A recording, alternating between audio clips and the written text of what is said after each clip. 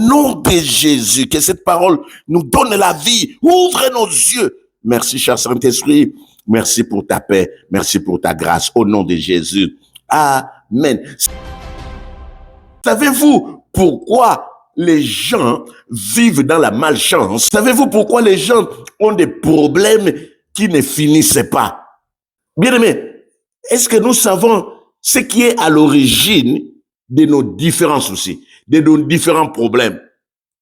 Les gens se demandent, mais pourquoi ça m'arrive? Pourquoi seulement moi? Pourquoi ça ne peut arriver qu'à moi? La réponse est simple. Bien-aimés, si aujourd'hui, les gens vivent dans des problèmes, si un certain nombre de personnes ont des soucis dans leur vie, il y a beaucoup de réponses. Mais ici, nous allons aborder un point, l'ingratitude, le manque de reconnaissance. Les gens sont ingrats. L'ingratitude est le fait de ne pas avoir de la reconnaissance pour des bienfaits reçus. Très souvent, les gens oublient les bonnes choses. Un papa, une maman, je dirais un père, une mère, ne peuvent pas maudire leurs enfants. Un père qui a scolarisé son fils, qui a réussi dans la vie, le papa a fait son devoir. Il ne peut pas réclamer à son enfant de lui payer la maison, de lui rendre l'appareil, de faire ce que lui, il a fait. Non, c'est Dieu qui va lui donner la récompense. Mais aujourd'hui, il y a des gens qui ont des problèmes dans la société parce qu'ils oublient. C'est parce qu'ils sont dans l'ingratitude. Une mère qui t'a élevé, qui s'est donné corps, âme et esprit pour que tu sois ce que tu es. Cette mère ne te demande rien en contrepartie. Mais toi-même, dans ta tête, tu dois dire que c'est grâce à ma mère, c'est grâce à mon père. Tu dois penser à tes parents. Il ne faut pas bien qu'ils s'attristent parce que toi, tu n'as plus le temps pour eux. Toi, tu t'occupes d'autres choses. Tu fêtes. Toi, tu es heureux. Tu as acheté ta maison. Tu as acheté tes voitures pendant que ton père n'a même pas de quoi manger. Mais tu dis non. Moi, je fais ma vie. Bien aimé, que tu le veuilles ou pas. La Bible dit comme l'oiseau s'envole, comme l'hirondelle s'en va, la malédiction sans cause et sans effet. Mais là, tu te crées des problèmes. Même si papa n'ouvre pas la bouche pour se plaindre, mais là où dans son cœur, c'est papa dort affamé, pendant que toi tu es en train de fêter avec les amis, tu es en train de t'acheter des habits, que tu le veuilles ou pas, un jour, les malheurs va frapper à ta porte à cause de l'ingratitude. Un ingrat oublie facilement. La Bible dit ceci, Zacharie chapitre 4, verset 10.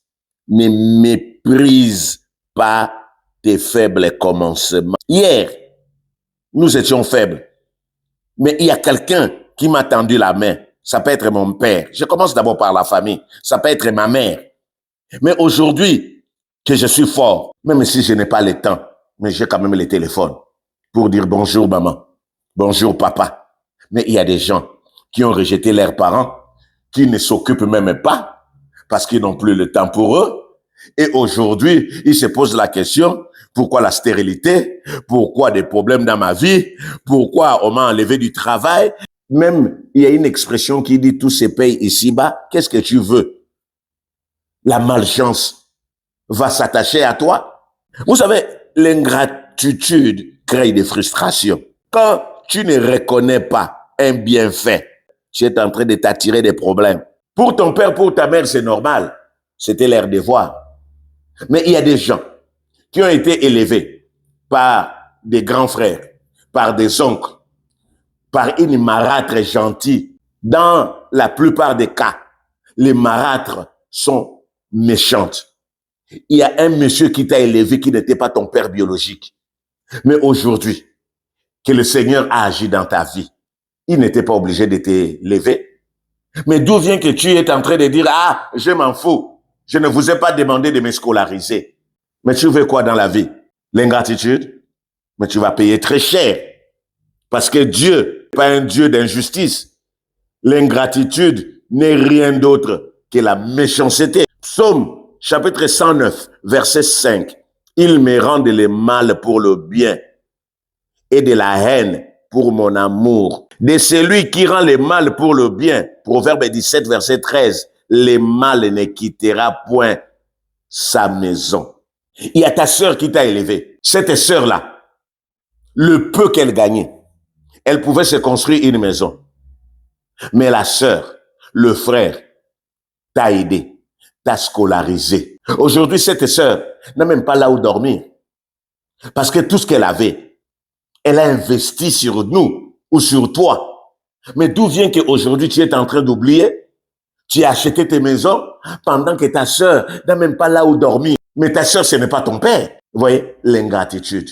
Quand vous rendez le mal à quelqu'un qui vous a fait du bien, ça coûte cher. Est-ce que vous savez même que cette sœur, que cet oncle, que ses frères, qui t'a tendu la main, a même négligé ses propres enfants. Aujourd'hui, cette personne a des problèmes avec ses propres enfants biologiques parce que les enfants disaient que notre papa, notre maman s'occupe seulement de sa petite sœur, s'occupe seulement de sa grande sœur, s'occupe seulement de son neveu, de sa nièce. Mais aujourd'hui, pendant que cette personne a des problèmes avec ses enfants, toi, à qui la personne avait investi, tu lui as tourné le dos.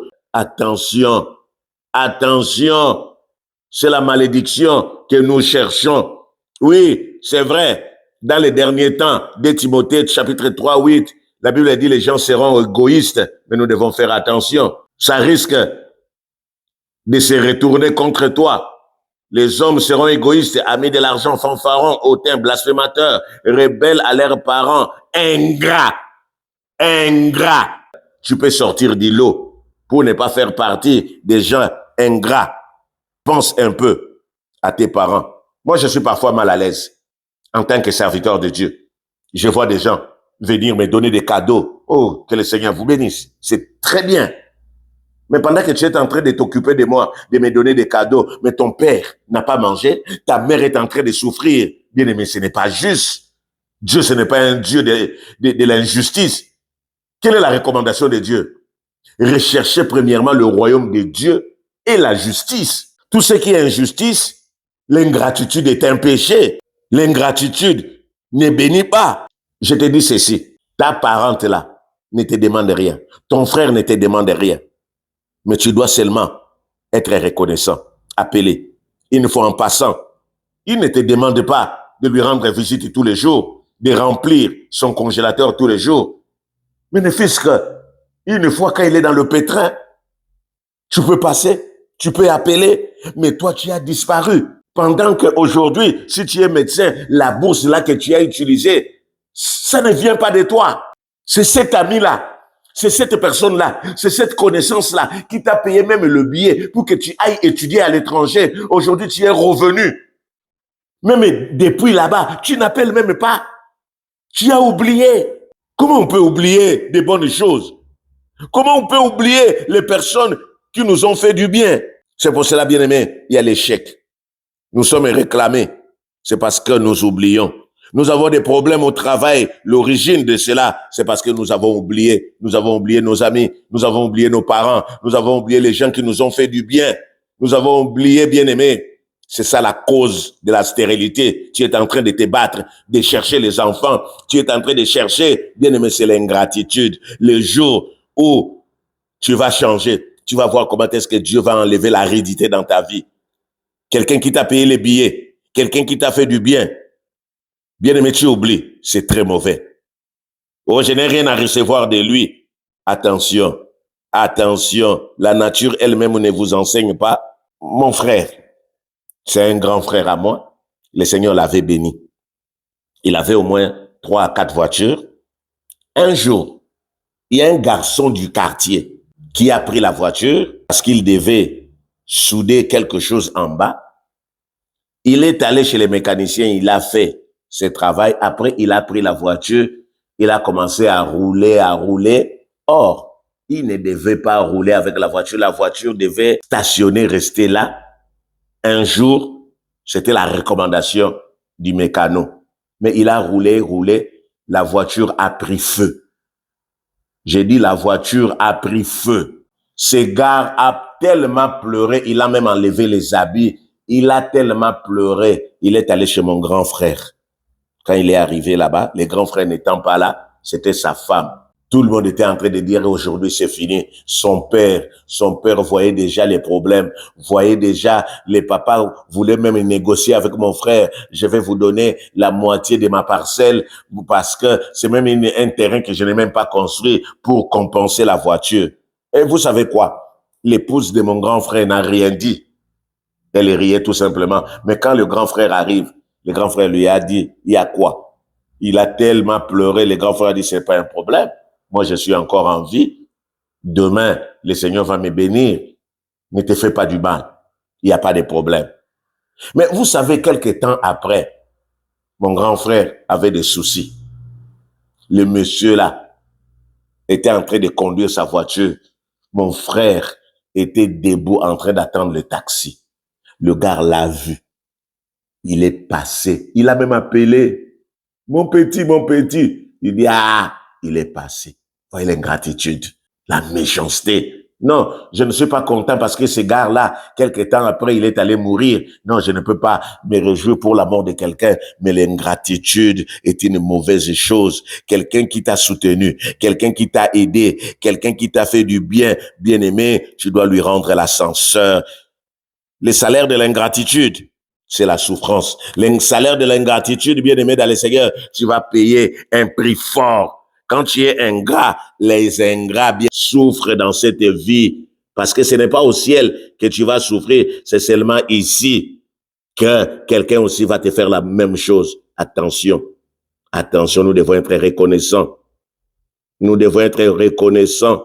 C'est ce que Dieu même disait aux enfants d'Israël. Le bœuf connaît son possesseur. Ésaïe 1, verset 3. L'âne connaît sa crèche et l'âne la crèche de son maître. Israël ne connaît rien. Mon peuple n'a pas d'intelligence. La personne qui est ingrate n'est pas intelligente. La personne qui est ingrate ne reconnaît rien. Un jour, le malheur va s'abattre sur sa vie. Si tu n'as rien retenu, j'ai dit tout simplement ceci. Nous ne devons pas nous livrer à l'ingratitude. Nous devons être reconnaissants si nous voulons vivre la gloire de Dieu. Merci Père. Pardonne-moi. J'étais ingrat. Oh Dieu, aie pitié de moi. Jésus de Nazareth. Oh Seigneur, l'ingratitude a détruit ma vie. L'ingratitude, je me réjouissais. Mais aujourd'hui, Seigneur, il y a quelqu'un qui est en train de pleurer, même si il ne cite pas mon nom. Ce qui amène aujourd'hui des blocages, la stérilité, l'échec, l'aridité, les soucis. Éternel de gloire, je dis non à l'ingratitude. Je renonce à l'ingratitude au nom de Jésus. Quand quelqu'un me fait du bien, je dois rendre le bien par le bien. Je ne dois pas rendre le bien par le mal. Oh Dieu, aie pitié de moi au nom de Jésus. Merci Saint-Esprit de Dieu. Merci Seigneur. Amen.